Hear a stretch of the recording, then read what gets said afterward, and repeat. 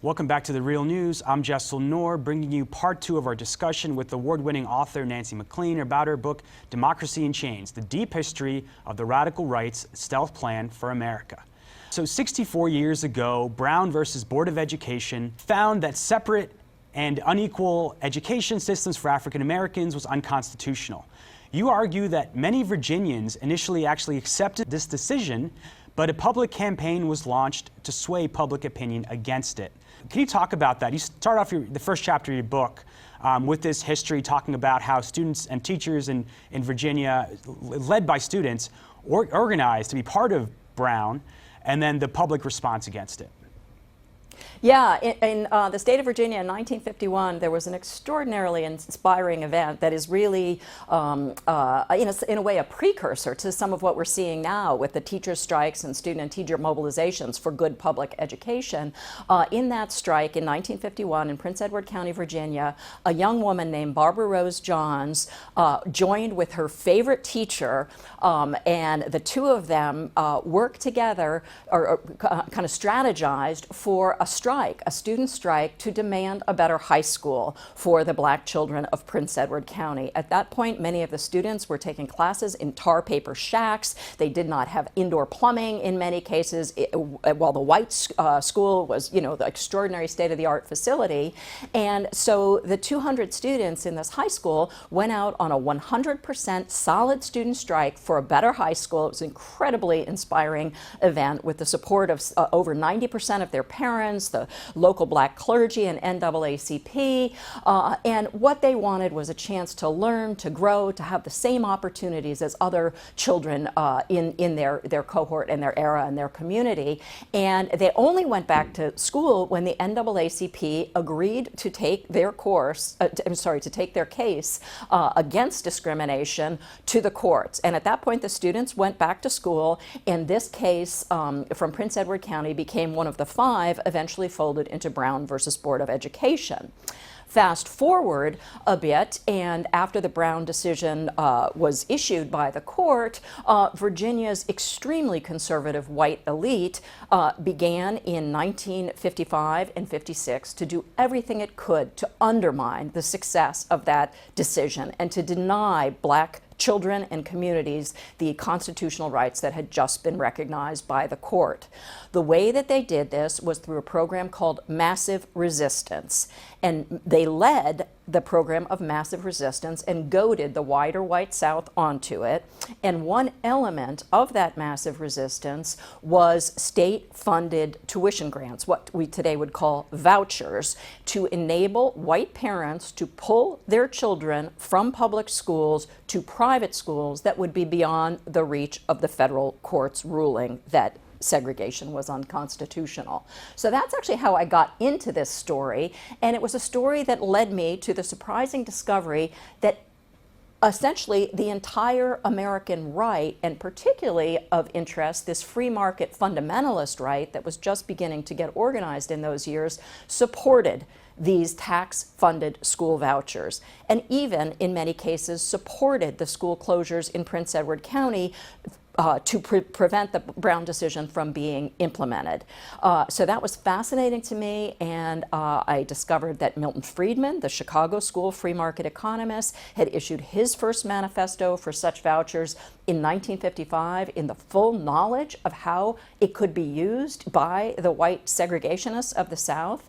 And then I also stumbled onto a report by this James McGill Buchanan that we were discussing earlier, who essentially tried to pull the segregationist chestnuts out of the fire in early 1959 when a massive mobilization of moderate white parents had come together to try to save the schools from these school closures and the bleeding of these tax monies out to private schools, and after the courts had ruled against school closures of schools that were planning to desegregate in Virginia. So that's how Buchanan got on my radar, but what I realized was that this was a much deeper story about the right's radical antipathy to public education precisely because it was public.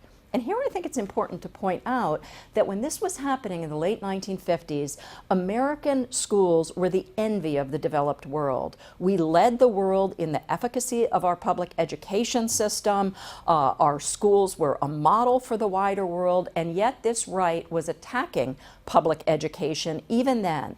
And as important, teachers were not organized then. There were no recognized teachers' unions. There was no collective bargaining structure for teachers in those years. The right was attacking public education as a monopoly, saying that it denied choice, all the kinds of things that they say now against public education. And they were doing this at a time when teachers had no collective power. So the antipathy that we see on the right toward teachers' unions today, toward public education, is not really because of any failing on their part. It is ideological. It is dogmatic. It is an antipathy to public education precisely because it is public. Now, we just have a few minutes left, but there's a few things I want to go through quickly with you. So Buchanan didn't bring up race in his arguments, and it's sort of a similar way that the privatization movement today, they say privatization is going to help students of color. It's going to help low-income students by increasing choice. What's your response when you hear that today? And you, as someone that's aware in his research the history of this movement, how do you respond to that? Yeah, I mean, I'm sure there are some sincere people who make these arguments, and yet for the architects of the right, I find it deeply disingenuous. We would not face the crisis that we face today. We would not have teachers out on strike in states where they have no collective bargaining rights, by the way, if we had not had this right organizing against public education for decades now, trying to starve it of resources, trying to hold it to testing standards that they know will undermine the quality of education and lead people to flee the public schools. And one measure of the lack of good faith, I think, in these arguments is the fact that while they're holding public education to that has been deprived of resources to these high testing standards and so forth, they are actually giving out, in my state of North Carolina, for example, publicly tax-funded vouchers to private schools that, as one shocked judge found, are under no legal obligation whatsoever to teach students anything.